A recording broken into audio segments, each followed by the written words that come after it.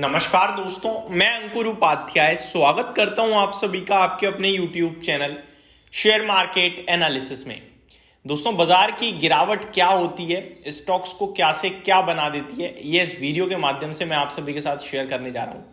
3 ऐसे स्टॉक्स जिनके हाई वापस से आएंगे या नहीं आएंगे, इसको लेकर भी बहुत बड़ा सवाल है, बहुत बड़ी परेशानी है। इन्वेस्टर्स जिन्होंने पैसा ऊपर में लगा दिया, क्या वो लोग वापस में अपना पैसा कभी बना पाएंगे?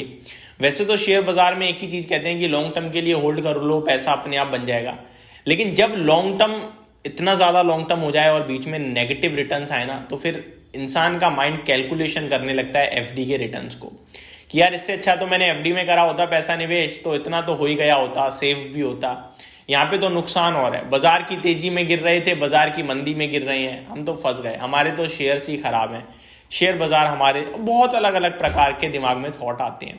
मैं एक एक करके आप सभी के साथ पहले तीनों स्टॉक्स के नाम लेना चाहूंगा। आरती इंडस्ट्रीज, दूसरा स्टॉक है अदानी पावर, तीसरा स्टॉक है चेन्नई पेट्रो। इन तीनों कंपनीज के अगर आप हाईज की बात करें और करंट मार्केट प्राइस की बात करेंगे तो आपको एक बहुत बड़ा गैप मिलेगा। एग्जाम्पल, आरती इंडस्ट्रीज की बात करता हूं दोस्तों। सबसे पहले करंटली आरती इंडस्ट्रीज 438 रुपीज के लेवल्स पे आकर खड़ा हो गया है और इसके हाईज जो है ना 769 के तो एक साल के हाई है, यानी कि 52 हफ्तों का उच्चतम स्तर है 769। लेकिन वहीं अगर मैं 2 साल पीछे चला जाऊं तो 1100 रुपए का हाई है और स्टॉक 438 पे है। 2.5 गुना जब होगा ना ये शेयर, तब वो लेवल दोबारा दिखेंगे। और टेक्निकल खराब है इस समय, फंडामेंटल्स खराब है इस समय, केमिकल सेक्टर खराब है इस समय, और यही शेयर बाजार होता है इस समय। क्या इस स्टॉक पे किसी का भरोसा रहा है? आई थिंक नहीं रहा। बहुत बहुत कम लोग रहे होंगे अब जिनका इस स्टॉक पे भरोसा होगा, कन्विक्शन होगा। क्योंकि आप टेक्निकल बेसिस पे देखोगे तो आपको बेकार दिखेगा, आप फाइनेंशियल बेसिस पे देखोगे तो नंबर्स तो महा खराब दिखेंगे। मतलब ये कहोगे आप यार ये कंपनी का गड्ढा है क्या? बिल्कुल, जिसमें इस कंपनी ने इन्वेस्टर्स को कितनी वेल्थ बना के दी है, ये आप सब लॉन्ग टर्म में देखोगे तो पता चलेगा। मैं आपको रिजल्ट्स बताता हूँ।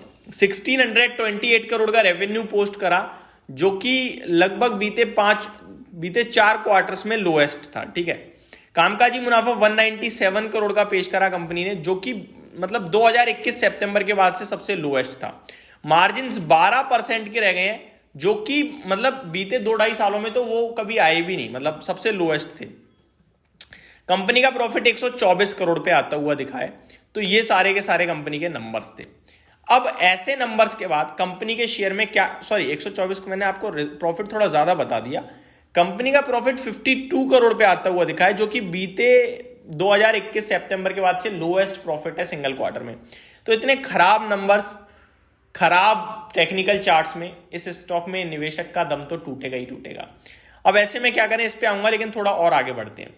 अब आपको जो चीजें बता रहा हूं वो आपको शायद थोड़ा सा हिम्मत देंगी। कंपनी की कंपाउंडेड प्रॉफिट ग्रोथ -1% है 12 महीने में, 3 साल में -7% है और 5 साल में -3% है। लेकिन शेयर का प्राइस 5 साल में 3% की कैगर से बढ़ा है, लेकिन 3 साल में 21% की कैगर से घटा है। और वहीं प्रॉफिट केवल 7% लेस था और 1 साल में 17% घटा है शेयर, जिसमें प्रॉफिट केवल 1% कम हुआ है। तो स्टॉक ऑलरेडी बहुत ज्यादा नेगेटिव रिएक्ट कर चुका है। अब आता हूं शेयर होल्डिंग पैटर्न्स पे, जहां पे 29.58% पब्लिक के पास दिखता है। प्रमोटर्स अच्छा ओन करते हैं 42.61% एंड एफआईआईज के पास 9.68% है और डीआईज के पास 18.11% है। तो सारी चीजें देखने के बाद इस स्टॉक को इस भाव पे मैं पर्सनल लेवल पे मैं तो बहुत लंबे समय से बुलिश रहा हूं, खैर, और गलत भी पड़ा हूं, लेकिन still I have full confidence, full faith in this stock and in this sector. और मैं अभी भी अपने व्यूअर्स से कहूंगा स्टिल होल्ड, एक्यूमुलेट, एवरेज।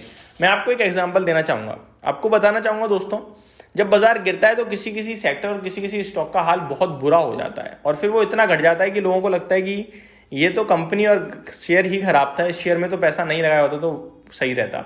लेकिन आगे चलकर पता चलता है कि वही एक ऐसा समय था जहां पे अगर पैसा लगा दिया होता तो बहुत बड़ा पैसा बनता, थोड़ा बहुत नहीं बनता। अगर आप देखें और स्टॉक्स को तो बहुत खराब समय में बहुत ज्यादा टूटे हैं स्टॉक्स।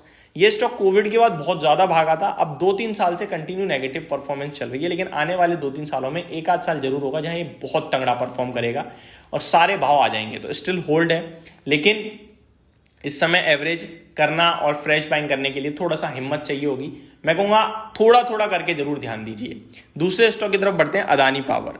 इस स्टॉक की बात करें तो अदानी ग्रुप से स्टॉक है, 900 रुपए का हाई लगाया है और 549 पे आके खड़ा हो गया है। टाइम वाइज तो ज्यादा करेक्शन नहीं दी है, लेकिन प्राइस वाइज अच्छी करेक्शन हो गई है। अब इन्वेस्टर सोच भी नहीं पा रहे वो भाव वापस आएगा नहीं आएगा।